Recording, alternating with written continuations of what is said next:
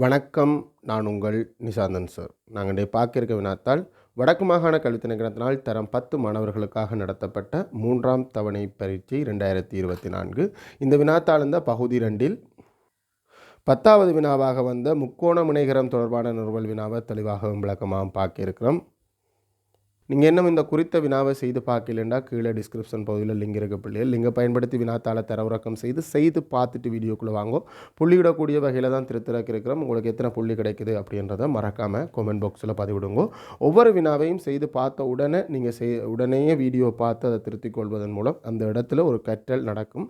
So அந்த கற்றல் மிகவும் ஒரு வித்தியாசமான முயன்று தவறை கற்றல்னு சொல்கிறது. ஒருவேளை நீங்கள் பிழையாக இருந்தால் அந்த பிழையை ஏன் விட்டீங்க, அந்த பிழையை நான் இனி வருங்காலத்தில் எவ்வாறு அணுக வேண்டும் அப்படின்ற விடயத்தை கற்றுக்கொள்ளக்கூடியதாக இருக்கும்.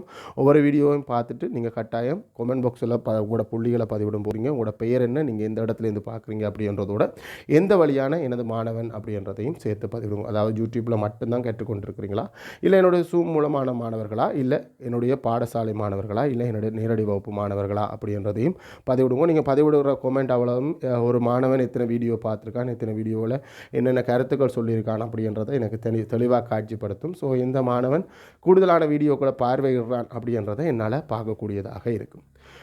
இந்த வீடியோ எனது Zoom மூலமான தரம் 10க்கான கணித வகுப்பு இந்த ரெக்கார்டிங் நீங்களோ இல்லை உங்களோட தம்பி தங்கைகளோ Zoom மூலமான கணித வகுப்புகளுக்கு இணைந்து கொள்கிறோன்னா தாராளமாக இணைந்து கொள்ளலாம். ஒவ்வொரு பாடப்பிறப்பும் இப்போ பேப்பர் கிளாஸ்ன்றது வேறு, பாடப்பிறப்பை சிலபஸ் கிளாஸ்ன்றது வேறு.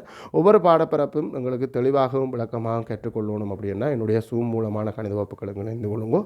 தெளிவாகவும் விளக்கமாகவும் கற்றுக்கொள்ளக்கூடியதாக இருக்கும். அதே நேரம் உங்களுக்கு ஏற்படுற சின்ன சின்ன சந்தேகங்கள் ஏற்பட்டால் அதை வாட்ஸ்அப் வழியாகவும், ஒருவேளை கொஞ்சம் பெரிய சந்தேகம் கட்டாயம் அதை உங்களோட கலந்துரையாடினா உங்களுக்கும் பிரயோசனமாக இருக்கும், மற்ற மாணவர்களுக்கும் பிரயோசனமாக இருக்கும். அப்படின்னா அது Zoom கிளாஸ் இந்த ஆரம்பத்திலையோ இல்லை இறுதியிலையோ இல்லை அந்த பாடப்பிறப்பு தான் போகுதுன்னா அந்த பாடப்பிறப்பு இந்த நேரத்திலையோ கலந்துரையாடப்படும். இதன் மூலம் உங்களுக்கும் ஒரு தெளிவு கிடைக்கும், மற்ற மாணவர்களுக்கும் பெரிய பயனுள்ளதாக இருக்கும். இணைந்து கொள்கிறேன்டா அது தொடர்பான விவரத்தை என்னோட கேட்டும் பெற்றுக்கொள்ளக்கூடியதாக இருக்கும். சரி, வாங்குவோம் கேள்விக்குள்ளே போவோம்.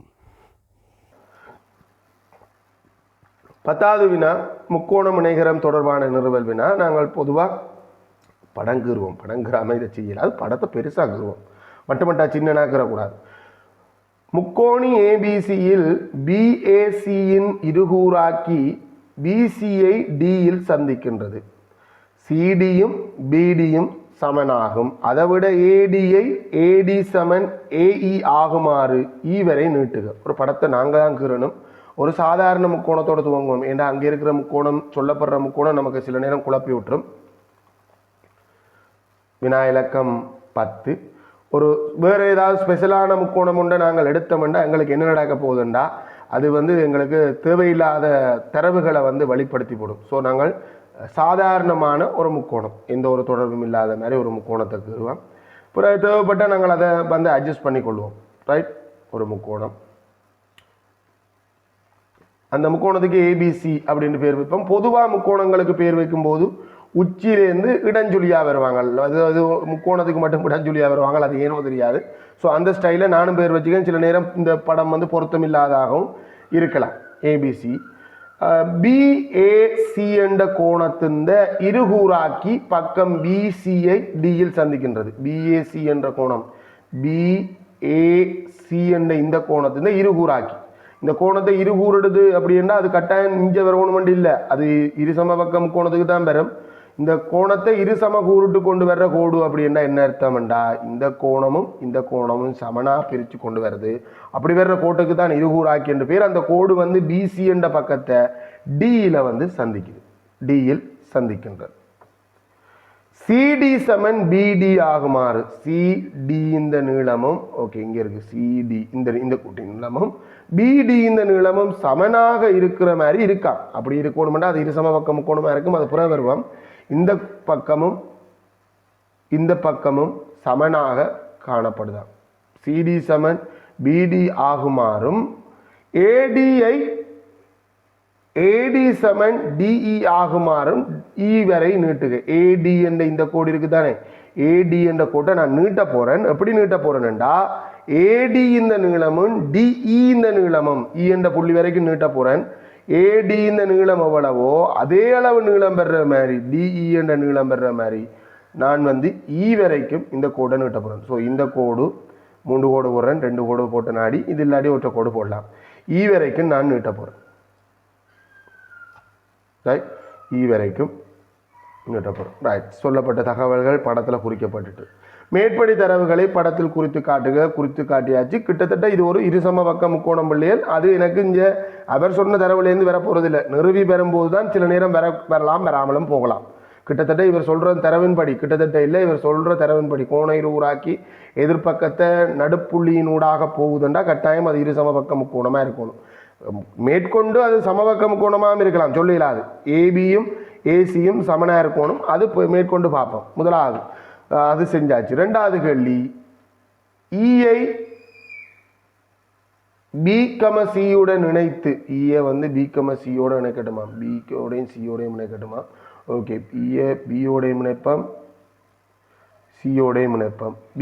ஈயை பிகமசியுடன் இணைத்து முக்கோணி ஏபிடி ஒருங்கி செய்யும் முக்கோணி சிடிஇ என நிறுவுக. முக்கோணி ஏபிடி என்ற இந்த குறித்த முக்கோணத்தையும், ஓகே, அடுத்த முக்கோணம் சொல்லப்பட்டிருக்கிறது நான் நினைக்கிறேன். அடுத்தது எதிரே இருக்கிற சிடிஇ என்ற முக்கோணத்தையும், சிடிஇ என்ற இந்த முக்கோணத்தையும் ஒருங்கி செய்யும் என்று சொல்லட்டுமா? நான் நினைக்கிறேன் சிம்பிளாகவே முடிஞ்சிடும் நினைக்கிறேன், மிக இலகுவாக முடிஞ்சிடும். ஏன்னா இங்கே ஒரு பக்கம், இங்கே ஒரு பக்கம், இங்கே ஒரு பக்கம், இங்கே ஒரு பக்கம், அதை விட குத்தெதிர் கோணமும் இருக்குது. அப்போ 2 பக்கம் ஒரு கோணம் அண்டைக்கு அது கட்டாயம் அடைகோணமாக இருக்கணும். சிம்பிளாக வந்து ஒருங்கி செலுத்தினா போதும். அப்போ எழுதுவோம் வினா இலக்கண் 2. நேரடியாக அந்த முக்கோணத்துக்கே போவோம், மற்ற முக்கோணத்துக்கு எல்லாம் போக வேண்டிய அவசியம் இல்லை. ஏபிடி என்ற முக்கோணம் முக்கோணி, அவர் சொன்ன பேரை பயன்படுத்துகிற நிலம் தானே. அவர் சொன்ன பேர் வந்து சிடிஇ. சிடிஇ என்ற முக்கோணத்தில் சமனாக இருக்கிறாக்களை நாங்கள் கருதுவோம். ஒன்று ஏடி என்ற பக்கம் இங்கே இருக்கிற டிஇ என்ற பக்கத்துக்கு சமன். ஏன் சமன்? அது தரப்பட்டிருக்கு, அப்படித்தான் நாங்கள் நீட்டினாங்க, அது தரவு. அதே மாதிரி பிடி அப்படி என்ற பக்கமும் சிடி என்ற பக்கத்துக்கு சமன், அதுவும் தரவு. நடுப்புள்ளி என்றது சொன்னது தரவுன்றதான் இருக்கு.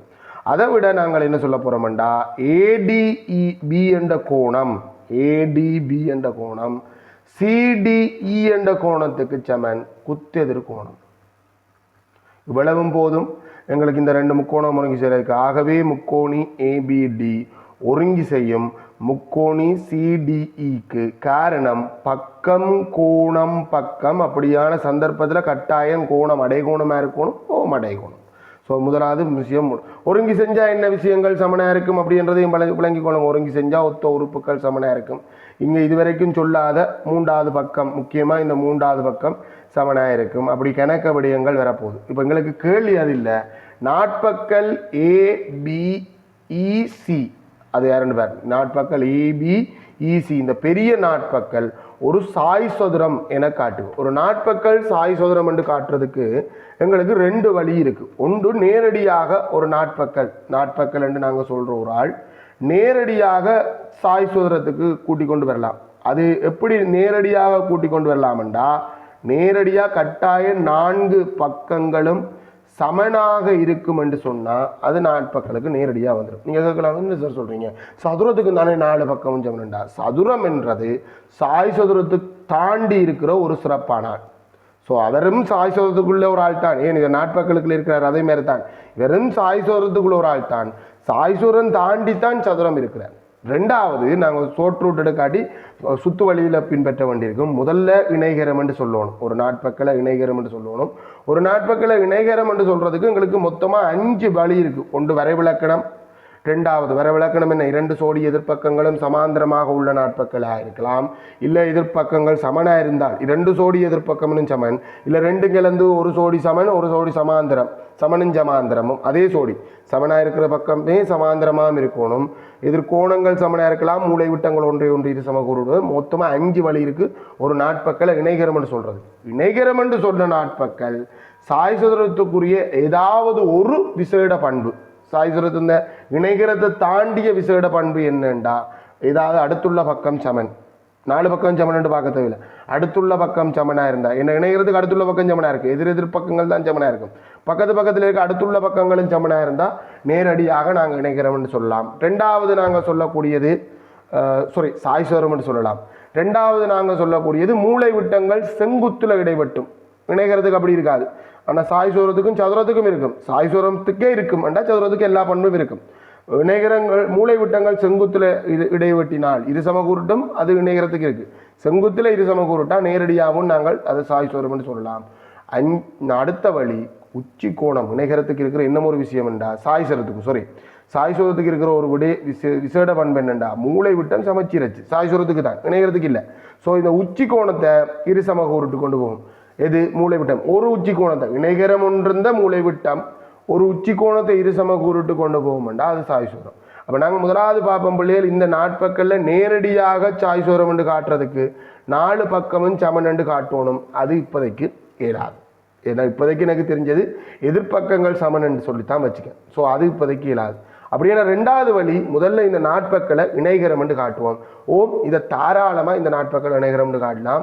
இங்கே இருக்கிற தரவு போதும், தந்த தரவே போதும், முக்கோணம் ஒருங்கி செய்ய தேவையில்லை. மூளை விட்டங்கள் ஒன்றை ஒன்று இருசம கூறிட்டு கொண்டு போகுது. ஆகவே இது என்னவா இருக்கணும்? சாய் சோதரமாக தான் இருக்கணும். இணைகரமாக தான் இருக்கணும். அப்போ நாங்கள் நாட்பக்கள் ABECல கருத போகிறோம். AD என்ற பக்கமும் ED என்ற பக்கமும் சமன், அது தரவு. அதே மாதிரி AB என்ற பக்கமும் AB இல்லை BD என்ற பக்கமும் CD என்ற பக்கமும் சமன், அதுவும் தரவு. இவ்வளவும் போதும். ஆகவே நாட்பக்கள் ABED ஓர் இணைகரமாகும். இது கட்டாயம் நீங்கள் தமிழில் கொடுக்கணும். ஒரு இணைகரமாகும். ஏன் அது இணைகரம் அப்படின்னு சொல்றீங்க? உங்களால் இதை எந்த வழிக்குள்ளால இணைகரம் என்று காட்டக்கூடியதா இருக்குண்டா, மூளை விட்டங்கள் ஒன்றை ஒன்று இருசம கூறுடுவதால் மூளை விட்டங்கள் இருசம கூறுட்டா கட்டாயம் அது இணைகரமா இருக்கணும். ஆனால் இது இணைகரத்தை தாண்டி அங்கால போகுது. ஏன் அப்படி போகுதுண்டா, இங்கே பாருங்க, இந்த குறித்த மூளை விட்டம் AE என்ற மூளை விட்டம் உச்சி கோணத்தை 2 ஆக்குது. அது தரவு. உச்சி கோணத்தை 2 ஆக்குது.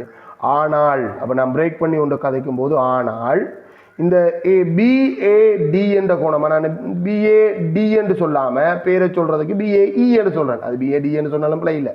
BAD என்ற கோணம் CAE என்ற கோணத்துக்கு சமனா இருக்கு. அது தரவு. ஒரு உச்சி கோணத்தை ஒரு மூளை விட்டம் இருசம கூறுட்டாலே போதும். ஆகவே இணைகரம் ABED நீங்க முன்னுக்கு போடும்போது இணைகரம் என்று போடுறது பொருத்தமா இருக்கும். ஓர் சாய் சதுரம் ஆகும். இப்ப என்ன ரீசனால நீங்க அதை சாய் சதுரம் என்று சொல்லக்கூடியதா இருக்குண்டா, மூளை விட்டம் ஒன்று போதுமா உச்சி கோணத்தை இருசம கூறிடுதல். மூளை விட்டம் ஒன்று உச்சி கோணத்தை இருசம கூறுட்டா அது கட்டாயம். இணைகரம் இல்லாத மூளை விட்டங்கள் அது கதை இல்லை. இணைகரமா இருந்து இணைகரம் ஒன்றிருந்த மூளை விட்டம் உச்சி கோணத்தை இருசம கூறுட்டா அது கட்டாயம் சாய் சதுரமாகத்தான் இருக்கணும். அவ்வளவுதான். கேத்திர கேள்விக்கு என்னால் பெரிய அளவில் புள்ளி திட்டம் எல்லாம் கதைக்க இயலாது.